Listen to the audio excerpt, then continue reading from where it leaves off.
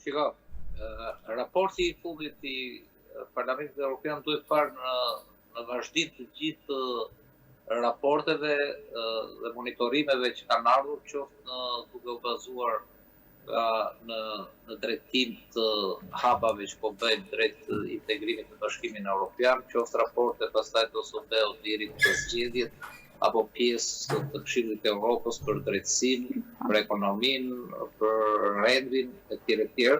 Kështu që pak a shumë ky është një raport që integron të gjitha problematikat e Shqipërisë, por që nga ana tjetër për të qenë të vlefshëm, është një raport inkurajues, për të mos na mbyllur derën përfundimisht drejt atyre afateve të fundit që janë për antarësimin në Bashkimin Evropian.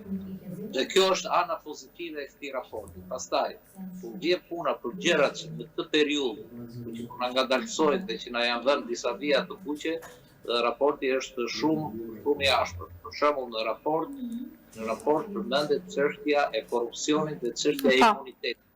Për çështjen e imuniteteve ne kemi vetëm një rast, që është rasti I zonës së Ballukut.